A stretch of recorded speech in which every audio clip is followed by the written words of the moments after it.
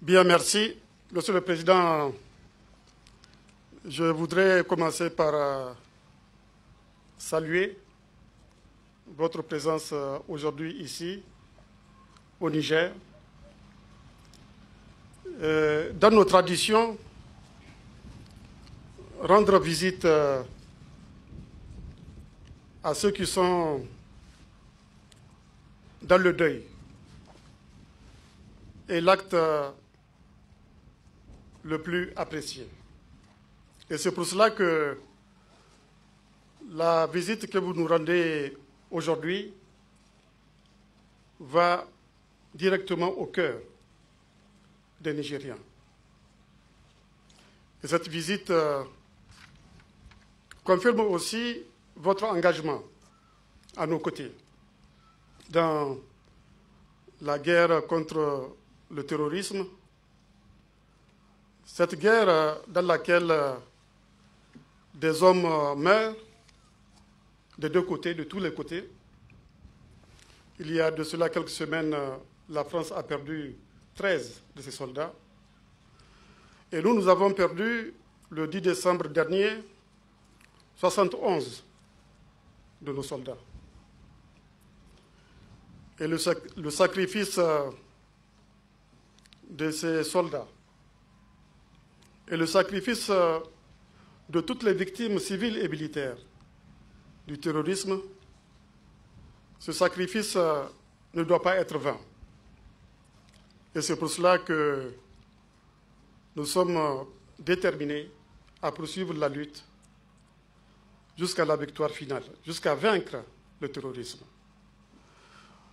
À notre niveau, nous essayons de renforcer les capacités de nos forces de défense et de sécurité, leurs capacités opérationnelles, leurs capacités de renseignement, ça c'est au niveau national. Au niveau régional, nous essayons de renforcer les capacités de la force conjointe du G5 Sahel et également les capacités de la force mixte multinationale qui se bat contre Boko Haram dans le bassin du lac Tchad. Nous essayons également de mobiliser la solidarité à l'échelle de la CEDEAO. Pas plus tard qu'hier, à l'occasion de son sommet, de son 56e sommet ordinaire, la CEDEAO a décidé la montée en puissance de sa force en attente, qui sera, dès qu'elle sera prête, aux côtés des armées du Sahel, aux côtés des forces conjointes, pour mener ensemble cette guerre contre l'ennemi commun. Pour pouvoir vaincre le terrorisme dans le Sahel et dans le bassin du lac Tchad, il faudra qu'on renforce nos alliances. Qu'on renforce nos alliances notamment avec la France et avec les autres pays amis. Et je voudrais vraiment, Monsieur le Président, vous remercier pour tout ce que vous faites, pour mobiliser l'opinion européenne sur cette guerre que nous menons ici, au Sahel. Et surtout que, malheureusement, certains peut-être pensent que ce qui se passe ici au Sahel ne les concerne pas en Europe. Quelqu'un a dit, je vous le disais tout à l'heure, qui tient l'Afrique, tient l'Europe. Si le terrorisme arrive à tenir le Sahel, ça sera non pas au Sahel que les Européens auront à faire la guerre, les Européens auront à faire la guerre sur le sol européen, sur le territoire européen plus tard. Donc c'est le moment, je crois, de mobiliser toutes les forces mobilisables pour faire face à l'ennemi commun. Et je sais aussi le rôle que vous jouez pour nous aider à ce que la force conjointe du G5 Sahel soit mise sous le chapitre 7 de la Charte des Nations Unies. Nous allons continuer le plaidoyer également pour cela. Comme nous allons continuer le plaidoyer également pour que la MINUSMA puisse avoir un mandat plus offensif. Je sais que c'est difficile, mais nous n'allons pas baisser les bras. Nous allons continuer ce combat-là. Alors, nous allons vaincre l'ennemi parce que nous allons mieux nous organiser. Nous allons mieux coordonner nos actions. Nous allons mieux coordonner les forces nationales, les forces conjointes et les forces alliées, et en particulier la force Barkhane qui se bat à nos côtés. C'est pourquoi je vous remercie infiniment. Je voudrais enfin vous transmettre, Monsieur le Président, les remerciements de toutes les familles, des victimes, de ceux qui sont tombés, en particulier ces soldats, ce sont 11 soldats qui sont tombés sur le champ d'honneur. Leurs familles m'ont demandé de vous transmettre tous leurs remerciements. Et je vous transmets également les remerciements de l'ensemble du peuple nigérien pour vous être déplacés, pour vous incliner sur les tombes de nos soldats disparus et pour tout ce que vous faites à nos côtés pour lutter contre le terrorisme qui constitue une menace grave pour l'avenir de nos peuples, non seulement sur le plan politique, mais également sur le plan économique, parce que le terrorisme peut brider le développement économique de nos pays et compromettre de manière générale la sécurité, non seulement dans le Sahel, mais dans l'ensemble du continent africain. Monsieur le Président, encore une nouvelle fois, merci beaucoup pour votre visite. Merci pour votre solidarité à l'endroit du peuple nigérien. Merci beaucoup. Merci. Merci. Merci, Monsieur le Président. Merci, Président Issoufou, pour vos mots et pour votre accueil. Je tenais en effet aujourd'hui à venir m'incliner devant les dépouilles de vos soldats tombés le 10 décembre dernier à Inates. Témoigner le respect que nous leur devons, notre solidarité pour leurs familles, comme pour vos armées et pour toute la nation. Pour nos soldats, ce sont des frères d'armes qui se battent côte à côte contre le terrorisme dans votre pays et dans toute la région. Et donc je voulais vous dire, et j'avais eu l'occasion de vous le dire directement le soir même, combien le 10 décembre dernier à Inates, ce qui est arrivé aux armées nigériennes nous a touchés. Et nous sommes dans la douleur à vos côtés comme vous l'avez été lorsque nous-mêmes nous avons été frappés. Et je vous remercie d'avoir ici reconvoqué la mémoire de nos 13 soldats tombés il y a quelques semaines. Monsieur le Président, rendre ici l'hommage que nous devons à nos morts, c'est reconnaître aussi l'importance d'un combat commun, la force de celui-ci, et comme vous venez de le faire, la détermination commune qui est la nôtre. Nous avons eu l'occasion de nous entretenir un instant et nous allons poursuivre dans quelques instants sur le plan plus opérationnel, car les semaines qui viennent sont absolument décisives pour le combat que nous menons contre le terrorisme. Nous avons eu des victoires, encore récemment, encore ces dernières heures, et nous continuerons d'en avoir. Mais nous sommes à un tournant de cette guerre. Il nous faut en reclarifier le cadre, les termes, et en redéfinir plus clairement les objectifs. C'est l'ambition du sommet que nous tiendrons ensemble à Pau, le 13 janvier prochain, avec l'ensemble des chefs d'État du Sahel, aux côtés de la France. Il nous faudra d'abord définir le cadre politique dans lequel nous intervenons. Celui sans lequel rien n'est possible, car les États, les peuples sont souverains dans le Sahel. Et quoi qu'attaquer, quoi que menacer, il est indispensable que les peuples souverains, et que chacun de leurs dirigeants rappelle leurs souhaits, leur volonté, leur détermination. Vous l'avez fait avec beaucoup de force, et j'ai eu l'occasion de rendre hommage, pas plus tard qu'hier à Abidjan, vos déclarations. Vous l'avez fait avec beaucoup de force, vous-même comme le parti présidentiel, en expliquant pourquoi la France était là et en expliquant que c'était à votre demande expresse, et pour protéger le peuple nigérien, et parce que c'est aussi protéger, vous l'avez très bien dit, dans la durée, non seulement la région, mais l'Europe et le reste du continent. Il est indispensable que tout le monde ait la même clarté et que donc le cadre politique de notre intervention soit défini. Nous aurons aussi, à Pau, à fixer avec clarté, d'une part, les modalités plus précises de notre lutte contre le terrorisme, en reclarifiant la définition, y compris territoriale et politique, de l'ennemi. Il nous faudra ensuite donner plus de force à nos opérations, justement, de formation, d'entraînement, d'équipement, et donc de renforcement des capacités des armées du Sahel.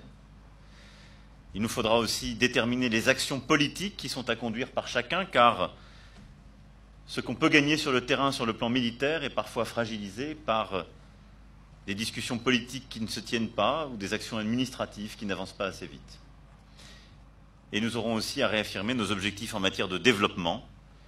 Nous l'avons ensemble lancé il y a un peu plus de 2 ans, c'était à Bamako.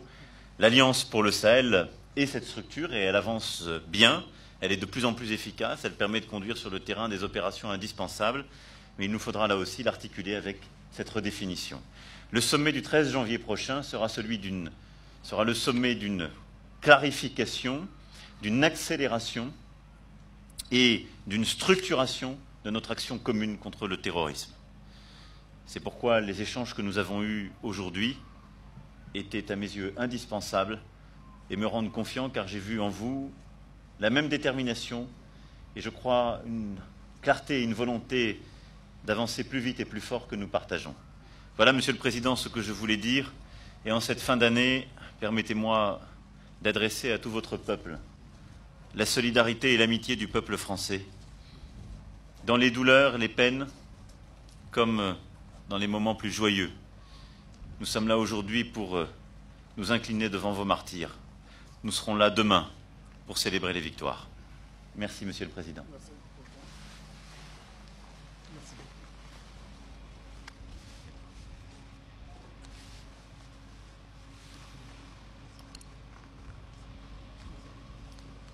Merci. Merci, Excellence. Nous allons cette fois-ci permettre à la presse française et à la presse nigérienne de poser des questions.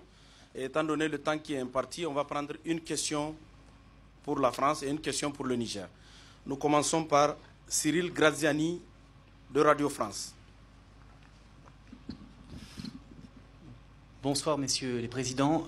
Vous venez de citer en exemple, monsieur le président Macron, vous venez de citer en exemple le président Issoufou. En revanche, vous ne semblez pas porter le même jugement concernant d'autres pays de la région, à savoir le Mali et le Burkina Faso. Hier, vous expliquiez que vous pourriez en tirer les conséquences à Abidjan, vous expliquez ça dans votre discours. Qu'est-ce que ça signifie concrètement, en tirer les conséquences? Et puis, j'ai une question pour le président Issoufou. Dans votre interview cette semaine à RFI, vous expliquiez que vous souhaitiez plus de Barkhane. Plus de Barkhane, ça veut dire quoi? Merci à vous. Bien, je vous remercie. Effectivement, je l'ai dit et je l'ai confirmé d'ailleurs tout à l'heure dans mon introduction liminaire.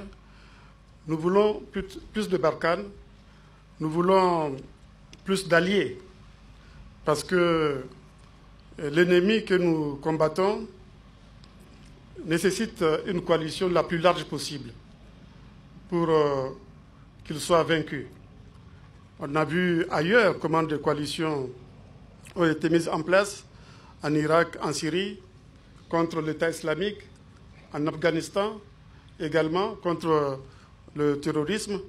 Nous nous disons qu'il faut que la communauté internationale soit plus solidaire vis-à-vis de notre combat ici au Sahel contre le terrorisme. Parce que comme j'ai coutume de le dire, la sécurité est un bien public mondial. Donc le combat que nous menons ici au Sahel, nous le menons aussi pour l'Europe. Nous le menons aussi pour le monde.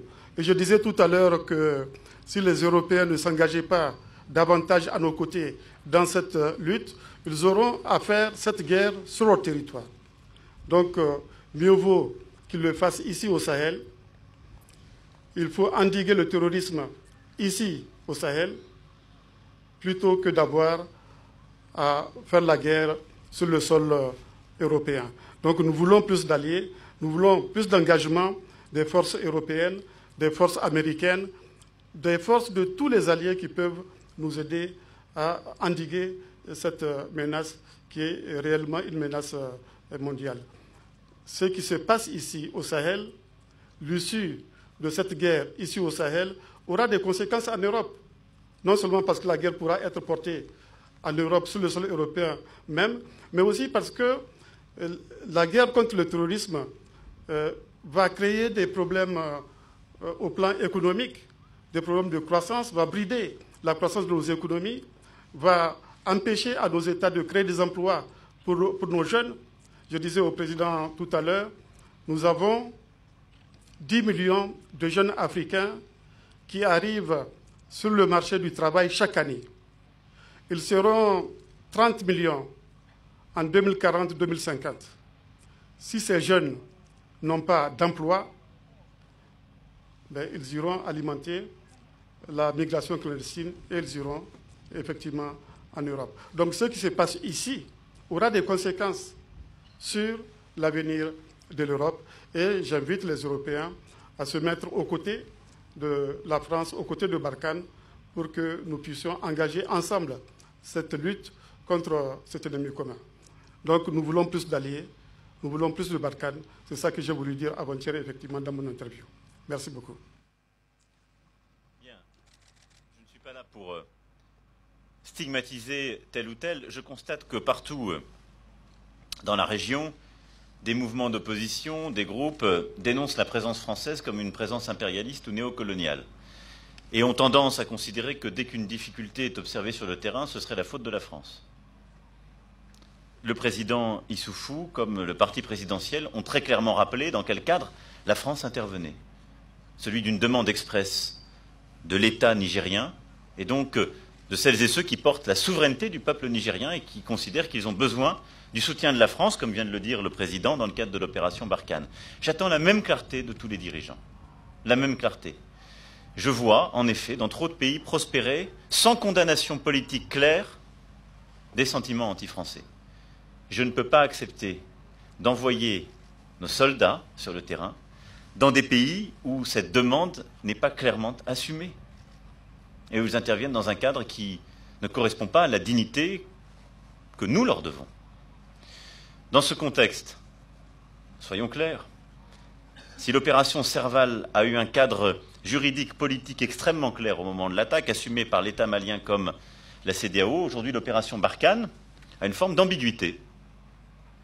Et donc il est nécessaire que les 5 États du Sahel clarifient politiquement, avec la France, le cadre politique de ce que nous conduisons militairement pour être beaucoup plus efficaces et lever toutes les ambiguïtés qui aujourd'hui prospèrent.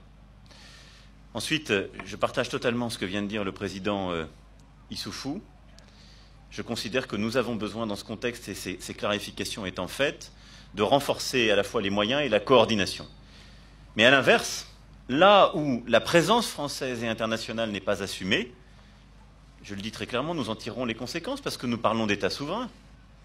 Si un État souverain de la région dit « moi je n'ai pas besoin de la France ou de la présence internationale sur le plan militaire ou je ne la souhaite pas », nous n'avons pas à y être. Il y a la guerre parce qu'il y a le terrorisme, mais ce sont des États souverains. On se doit de respecter la souveraineté des États du Sahel. C'est ça ce que je dis. Et donc la souveraineté, elle s'exerce en s'exprimant clairement et en tirant de part et d'autre les conséquences. J'ai ici un partenaire souverain qui, souverainement, au nom de son peuple, a dit pour protéger les Nigériens, je souhaite plus de Barkhane. Il y aura Barkhane et nous continuerons à travailler encore plus ensemble. Merci, Excellence. Prochaine question, Amadou Issoufou de l'ORTN. Excellence, bonsoir. Le 13 janvier prochain, les chefs d'État du G5 Sahel vont participer à Pau à la rencontre sur invitation du président Macron. Est-ce qu'au niveau du G5 Sahel, vous avez une position commune sur cette invitation? La seconde question adressée au président Macron, est-ce que vous êtes disposé à accepter toutes les propositions des présidents du G5 Sahel pour lever toute ambiguïté? Bien, merci. Bien sûr, en ce qui concerne le G5 Sahel qui a tenu son sommet il y a quelques jours ici même à Niamey, nous avons décidé d'aller à cette rencontre du 13 janvier à Pau avec là également des positions très claires. Ces positions sont que tous les États du G5 Sahel souhaitent davantage d'alliances pour faire face à l'ennemi commun. Je pense qu'on aura à le confirmer à Pau, parce que la menace du terrorisme est une menace planétaire. Nous sommes tous convaincus que cette menace planétaire nécessite une riposte à l'échelle de la planète. Donc, nous allons, je crois, définir, harmoniser nos positions avec notre principal allié, la France, pour lever toutes les ambiguïtés, pour lever toutes les incertitudes, parce que pour se battre efficacement ensemble, il faut qu'on se fasse confiance. Et s'il n'y a pas de confiance, bien sûr, cela va malheureusement avoir des conséquences fâcheuses sur l'efficacité de notre lutte. Il faut qu'on ait des objectifs communs, que ces objectifs soient clairs pour tout le monde et acceptés par tout le monde. Et je pense que la rencontre de Pau aura cet objectif-là. Et je n'ai aucun doute sur la réussite de cette rencontre, Monsieur le Président, parce que nos peuples ne doivent pas continuer à supporter tout seuls le poids de la guerre. Dans certains pays comme le Niger, c'est 19% des ressources budgétaires que nous engageons dans le combat contre le terrorisme. Je sais que la France, qui est engagée à nos côtés, emploie également beaucoup de ressources. Et je pense qu'à Pau, nous lancerons un appel à la solidarité internationale. Il ne faut pas que le Sahel et la France soient seuls dans ce combat-là, afin qu'on puisse mettre en place la coalition internationale la plus large possible contre ce fléau ici dans le Sahel. Je suis très optimiste quant aux conclusions qui seront tirées de cette rencontre de Pau, à laquelle tous les chefs d'État participeront. Merci. Le président Issoufou vient de dire quelques-unes des convictions établies et partagées entre les 5 chefs d'État qui se sont donc réunis à Niamey, et j'y souscris pleinement. Je crois d'abord qu'il y a un sentiment partagé d'urgence à agir, à améliorer notre dispositif et à clarifier, comme je le disais, le cadre politique. Cette urgence, d'ailleurs, je dois reconnaître que le président Issoufou l'a tôt exprimée. Lorsque nous avions eu l'occasion au mois d'octobre à Lyon d'échanger, en marge de la conférence pour la reconstitution du Fonds mondial, le président Issoufou m'avait dit avec beaucoup de force qu'il voyait les conditions se dégrader sur le terrain et le sentiment qu'il avait d'une accélération indispensable. À cette accélération, nous avons ajouté la clarification que j'évoquais tout à l'heure, car il apparaît que nous sommes aujourd'hui entravés par un cadre qui n'est pas suffisamment clair, qui, de ce fait, brouille parfois notre coordination, surtout pour des sujets qui sont très transfrontaliers, et conduit à manquer d'efficacité parce qu'une part de la solution en accompagnement du militaire est aussi politique. Je serai donc, pour ma part, à Pau, à l'écoute de toutes ces propositions et de ces positions pour avancer plus vite et plus fort. Je souhaite, comme je l'ai dit, que nous puissions clarifier le cadre politique, et je souhaite qu'ensemble, nous puissions définir de manière beaucoup plus claire les objectifs militaires en matière de lutte contre le terrorisme comme de capacité, politique et de développement que nous nous assignons pour les 6, 12 et 18 prochains mois. Je crois qu'on a besoin d'avoir des objectifs à 6 mois, des objectifs à 1 an, des objectifs à 18 mois. Et donc, on doit réussir à se donner ces objectifs, à concentrer nos moyens, à mieux les coordonner, pour pouvoir ainsi à la fois vis-à-vis non seulement de nos armées, mais de nos opinions publiques, des représentants des peuples qui ont à juger de notre action, scander celle-ci de manière beaucoup plus lisible, mais aussi avoir un impact beaucoup plus fort face à l'ennemi. Voilà, merci Excellence. Nos confrères ont été très malins. Ils ont posé 2 questions par personne, mais vous avez répondu. Merci à vous d'avoir répondu à toutes ces questions.